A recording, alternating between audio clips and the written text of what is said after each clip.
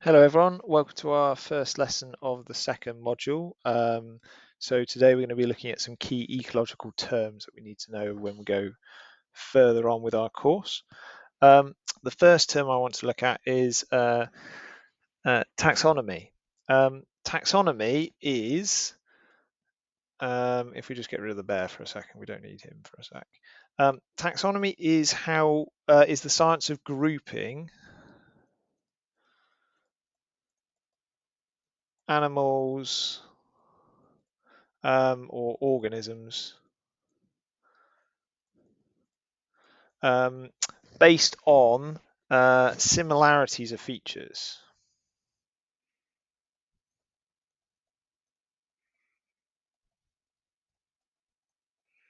Um, and historically, this has been the main way that we can separate different organisms into separate species. It's really subjective, and you can have lots of different opinions coming in based off of quite small um, differences between the structure of different parts of animals. Um, so what we can do is just look at a nice easy example. Um, so if we have, for example, some like bugs, okay, and there we go. So these are our like simple bugs. Some of them are six-legged and they only have one body part, and some of them are eight-legged and they have two body parts. Okay, that needs some extra legs. Now, clearly, these are one group of animals that are distinct from this group of animals here. Okay, so we could separate those into two different, what we call taxa. Species is the only real taxon, but it's not always, our knowledge is not always so good to um, understand the differences. So it's something that's always up for debate. What's helped though is understanding of genetics. That's really improved our idea of taxonomy. So the next term is species, and this is where this bear is going to help us in a minute. So a species is a group of organisms that are reproductively isolated. And they need to resemble each other. So we need to be able to recognize like differences between them, and they need to be able to recognize that they're all sort of the same. And a key feature is they can produce fertile offspring. So these species, they will have typically they'll be set apart from each other geographically, but sometimes you have species that are very closely related, but actually they are really quite close to each other, like geographically. They live in the same habitat, for example, or something like that. And then there's a few things that prevents interbreeding. It could be the behavior. So a really good example of this is birds and their song. So there's closely related warblers, for example, that are able to find mates based off of the song, even though they're very closely related to other species. They just have different songs. It could be anatomical. So this is the shape of body parts, and it's probably best to think of this as a bit like a lock and key. They are either looking for a specific feature that differentiates them from other species, or their genitalia literally won't allow reproduction to take place. So spiders are a good example of this. You have lots of closely related spiders that have a lock and key arrangement to stop interbreeding. And there could be actually genetic differences. That means that you can't have fertile offspring, different numbers of chromosomes, or the shape of the chromosomes, which makes cell division or fertilization impossible. Sometimes you do have closely related species that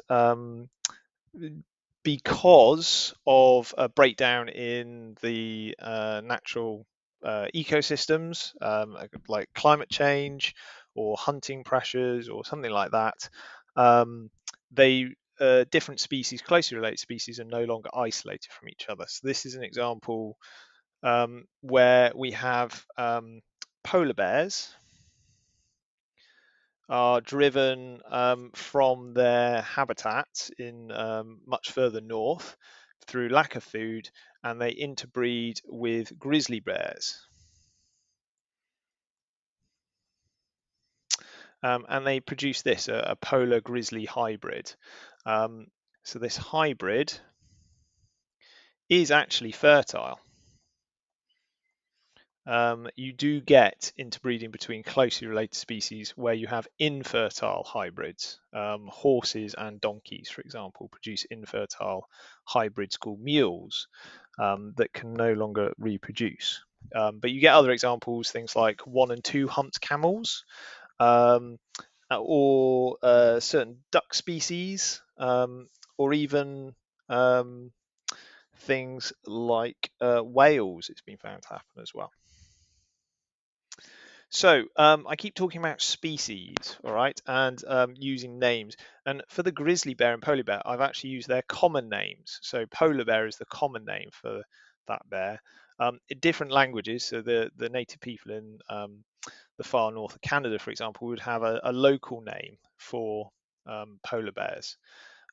So that scientists are precise in what they are discussing, um, species are given a Latin name. So this is a dead language. No one has ownership over it. So it's there's no sort of argument over like languages and stuff.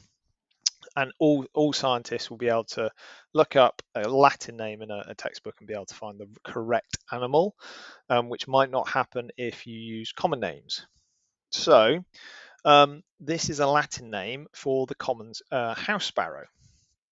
And it's split into 2 parts. Okay, so the first thing you'll notice is it's written italics, so it's slanted over, and the first part of it, the first letter of the name, is a capital, and the second part is a lowercase, and that's like the naming um, nomenclature that we use. The first part here is the genus. Okay, so there's actually 20 closely related sparrow species. Okay, the next one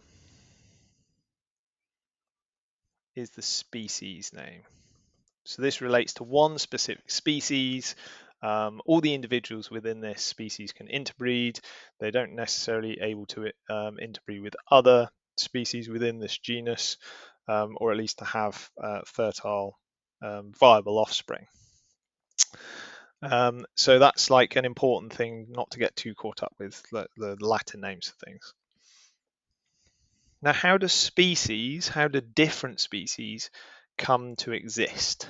Okay, so this is through the process of evolution, which hopefully you've come across when you did Key Stage 3 and Key Stage 4 science, but it's really important to look at it again just to remind ourselves of these basic facts. So, evolution is where we have changes to a species gene pool. Okay, so a gene pool is all the genes, all the alleles in a um, in a species. so all the different variety within a species. And this variety is what gives rise to the ability for evolution to take place. Okay, so it takes place in a number of stages. Our first stage, we have random mutation, which results in variation. So we have species with a number of different features. Okay, so here's our unnamed as yet species, and they all have slightly different neck lengths. They'd have other features which vary as well because this is a random process. So it might be something really obvious like neck length, or it might be something that's really not very obvious like its immune response to parasites or something like that. So the next step that takes place is that some individuals